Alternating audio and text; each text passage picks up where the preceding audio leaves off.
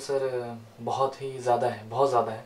क्योंकि किसी भी कंपोज़र के लिए ऐसा ब्रेक मिलना मतलब सपना साकार होने जैसा है।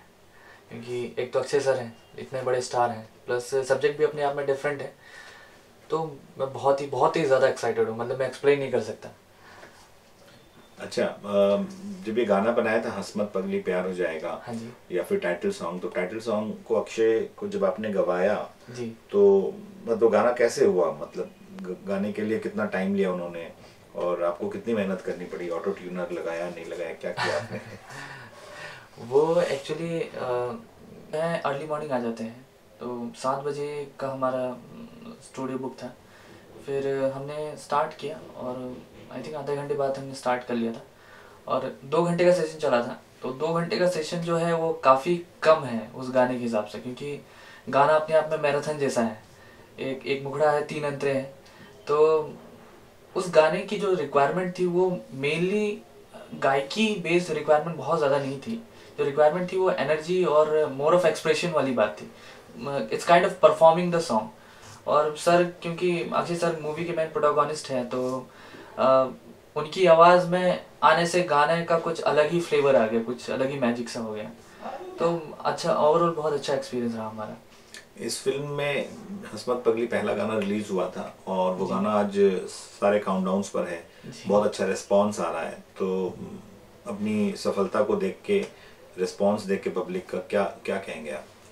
सर पहले तो मुझे समझ में नहीं आ रहा था, क्योंकि पहली बार मेरी, एक तो ये मेरी डेब्यू मूवी है, और पहले गाने को इतना प्यार, इतना इतना अप्रिशिएशन मिला मुझे लोगों से।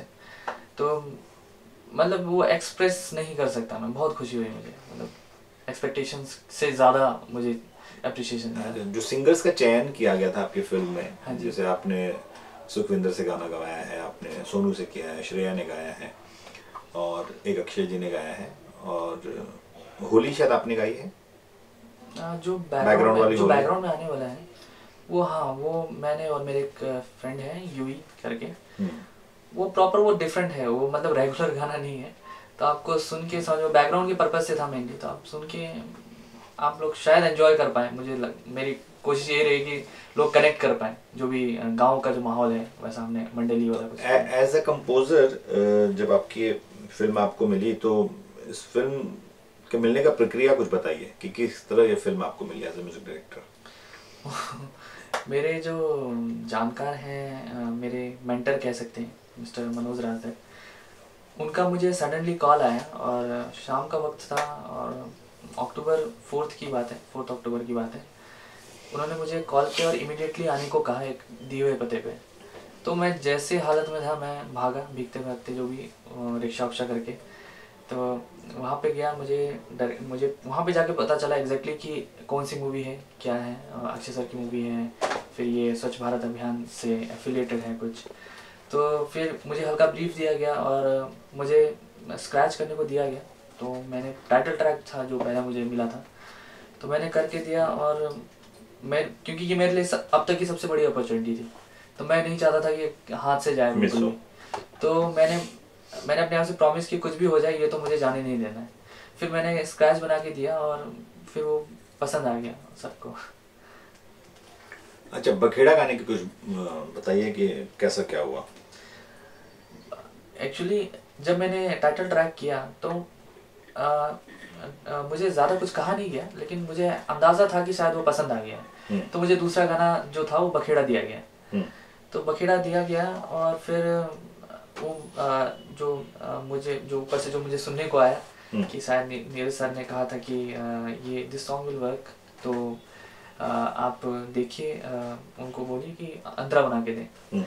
तो शूट पे चले गए थे, और अंतरा मेरा जो है, ये गाना जो है वो अटक गया था मेरा, बखेड़ा सबसे पहला गाना यही सेलेक्ट हुआ था, और ये अटक गया था। अंतरा पास ही नहीं हो रहा था, कुछ ना कुछ कमी रह जा रही थी, मैं बहुत परेशान था। फिर जब 2.5-3 साल हो गए थे, घर गए, मैंने अपने फैमिली से वीडियो चैट किया, और उसके बाद जो वो फैमिली को देख के जो एक इमोशंस का जो बहाव जो एक अच्छे से आया, और उसके बाद जो अंतरा क्रिएट हुआ वो फाइनल हो गया, वो इमोशंस वो कनेक्ट हो गया, इमोशंस एक्चुअली। अच्छा, अभी इसके बाद अभी आपने कुछ साइन किया एज ए म्यूजिक डायरेक्टर आने वाली कोई फिल्म? एक मूवी मैंने साइन की है, वो आई थिंक जनवरी में की थी मैंने, जनवरी दिसंबर में। तो वो है संजय मिश्रा जी है उसमें मेन लीड में, और वो भी मथुरा बेस्ड ही, संजोग से मथुरा बेस्ड ही मूवी है, और कॉमेडी है। एक्सचेंज ऑफ वर्क उसका मूवी का नाम है। ठीक। जी। अपने बैकग्राउंड के बारे में बताइए कि आप आर्मी बैकग्राउंड से हैं, फैमिली बक्सर और फिर अपना आसाम, मिजोरम, त्रिपुरा। जी, एक्चुअली मेरा बॉर्न एंड ब्रॉट अप जो है, इनफैक्ट स्कूलिंग जो है मेरी और जन्म से लेके मैं नॉर्थ ईस्ट में ही रहा हूँ। थैंक्सगॉड मिजोरम में जन्मा था मैं, और वहीं मैंने मेरे एक्चुअली जो मेरे फादर नहीं है तो हम नानी जी के यहाँ ही रहते थे। नानी जी मेरे डिफेंस में है, तो वहीं घूम घूम के मेरी पढ़ाई हुई है, स्कूलिंग। और फिर फाइनली मुझे, क्योंकि सपना मुझे अपना साकार करना था, तो उस ड्रीम को चेज करते करते मैंने नॉर्थ ईस्ट छोड़ा, क्योंकि उस बीच मैंने बहुत म्यूज़िक सीखने की कोशिश की, लेकिन चीज़ें कुछ उस तरह से बन नहीं पाई। तो फाइनली मैं इलाहाबाद आया। इलाहाबाद से फिर मैं ग्रेजुएशन करते हुए साइड बाई साइड मैंने म्यूज़िक परस्यू किया। फिर दिल्ली से मैंने साउंड इंजीनियरिंग करी, और वहाँ छोटे मोटे कुछ काम किए, थोड़े पैसे इकट्ठे किए। फिर 2012 फर्स्ट फेब को मैं मुंबई आ गया। तो कैसा लग रहा है मुंबई में अभी? अभी तो सर बहुत अच्छा लग रहा है। ये तो मतलब एक्सप्रेस कर सकने वाली बात तो नहीं है, लेकिन जो भी है सब ईश्वर की कृपा है और बड़ों का आशीर्वाद। लास्ट क्वेश्चन कि अब गाना आ चुका है, कल फिल्म रिलीज हो जाएगी। हाँ जी। दर्शक देखेंगे भी फिल्म, आपके घर वाले भी देखेंगे जी। जब आपने घर वालों को गाना सुनाया तो उनका क्या रिएक्शन था, और उनसे क्या आशीर्वाद मिला, माँ से और नानी से? बक्सर में जो जो लोकल पेपर है उसमें जब मेरे बारे में छपा, तो मेरी मम्मी ने वो पेपर की कटिंग निकाल के लेमिनेट करके रखी है। तो अब इससे ज़्यादा मैं क्या कहूँ। तो बहुत खुश हुए। टीवी पे जब जैसे गाना सुनते थे, मम्मी हो गई या मेरे कोई भी फ्रेंड उन्हें, जहाँ भी गाना बजता था मुझे कॉल करके गाना सुनाते, देखो तुम्हारा गाना बज रहा है। कहीं भी हॉल में, कहीं भी कोई इनफैक्ट टैक्सी वैक्सी में जाते हुए भी, उबर में गाना बजता है तो मुझे फ़ोन करके सुनाते हैं। तो बहुत ही मुझे उनको देख कर तब मैं ज़्यादा फील कर पाता हूँ कि एक्चुअली हाँ एक बड़ी बात हो गई है मेरे साथ। चलिए ठीक है, all the best. Thank you.